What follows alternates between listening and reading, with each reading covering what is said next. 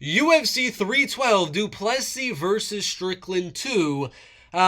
Was a decent card. It wasn't an absolutely amazing card, but there were some key moments. Taliesin Teixeira proven that he's a prospect in the heavyweight division. When the heavyweight division is pretty horrible if we're looking at it objectively. We had some fun performances. Jake Matthews, Francisco Prado, Jimmy Crute, Rodolfo Bellato was a fun one. Gabriel Santos submitting Jack Jenkins. That was a great performance.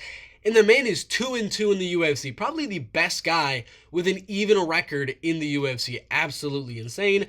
Tom Nolan had a fun one. Topuria made his name in his debut right there. Rong Zhu and Cody Steele went to war. Amazing fight. Mikhailov with an upset, and then Sal killed with an amazing performance. It wasn't a bad card by any stretch of the imagination in terms of the fights themselves, but obviously the name value really wasn't there. And then the main event didn't really live up to the last fight, of course. So it wasn't a bad card, but betting odds wise, didn't do amazing, I will say.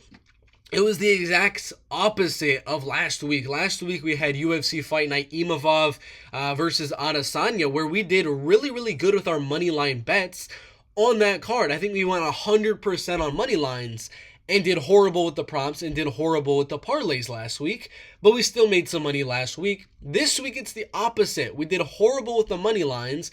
Again, the parlay didn't cash, but the props did absolutely amazing. So we did the exact opposite of last week, but we still profited barely. I'm not going to say we did amazing, but we profited nonetheless. It wasn't like crazy profit, but profit is profit. I'd rather break even than lose money, so we'll take it. Parlay, we'll get that started first. Did not cash. We did have Cody Steele in it. I did believe he'd mix in the wrestling a lot more than he was able to in this fight. I thought he'd pressure forward, use the boxing to set up wrestling, and use the wrestling to set up the boxing, but he really wasn't shooting a heck of a lot of takedowns in this fight against Rong Zhu. He wanted to stand and bang, which was not a good decision by Cody Steele there. Ended up getting outstruck. What do you think is going to happen when you're fighting Rong Zhu? You're going to get outstruck. So I don't know why he didn't shoot more takedowns than he did. All the other slots in that parlay did cash. Alexandre Topuria, my most confident pick of the card, easily won that fight. We had not Zhang Wei Li by finish. Tatiana was in no danger of getting finished, so that was an easy cash. And then Drickus by finish, decision, no action. He was actually really close to getting a finish in that fight. And of course, Sean is not going to finish Drickus, so it was an easy parlay piece to add there. But of course, Cody Steele didn't get it. And then the Hyun-Sung Park fight was canceled. That parlay did lose. We had the props here.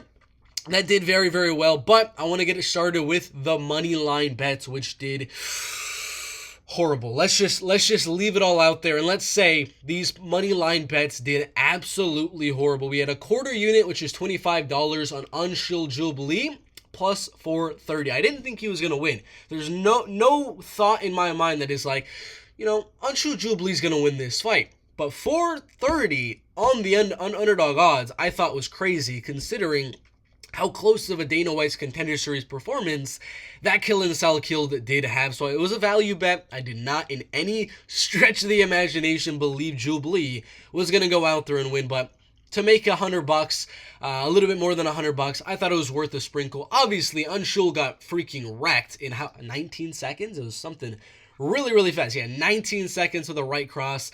Jubilee should be cut at this point. Jubilee should go back to the Indian regional scene and get a few wins. He's not looking good in the UFC. Half a unit on Bruna Brazil. I did think she would wrestle. I did honestly think she would use a little bit of wrestling and grappling, but she was on the back foot with her striking, and she really wasn't throwing a lot. I mean, every now and then she would do some crazy throw or some crazy kick or come inside and throw some punches, but then she'd be on the back foot for like the whole fight, basically. Really wasn't mixing in any pressure on Wayne Kong, any takedowns on Wayne Kong, which I thought was a mistake. But again, it was a value bet. I did have Wayne Kong winning unanimously. That was my prediction. But I thought plus 355, Wayne Kong should not be that big of a favorite. Still, even now, if they were to fight again, I still don't think she should be that big of a favorite. But it was just another value bet there.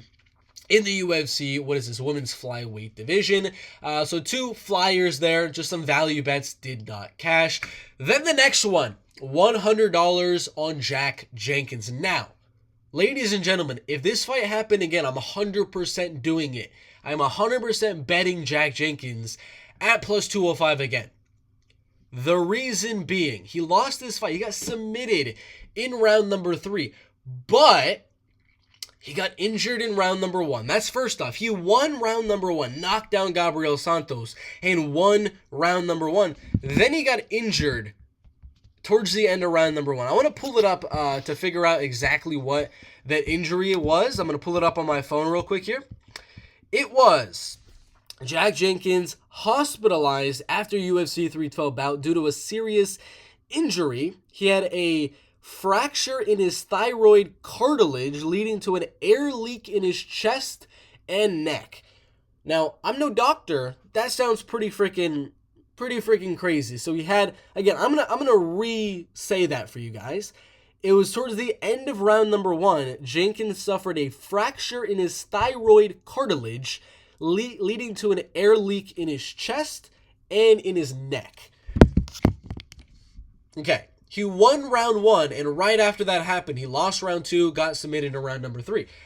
I think that's a good underdog bet. I think if the injury didn't happen, I'm not going to say Jack would have won. I do say his chances are going to be better of winning round 2 and not getting finished in round number 3. So again, I still take this as a loss, of course, but a good bet. A good bet nonetheless, because he got injured when he was winning, got injured, then he lost after he got injured. So plus 205, I would 100% do that bet again. Of course, it did not cash, which is unfortunate, but still a good bet nonetheless. Then we had Jimmy Crute at plus 145. This is an interesting one, because this bet lost. This bet lost because of a draw.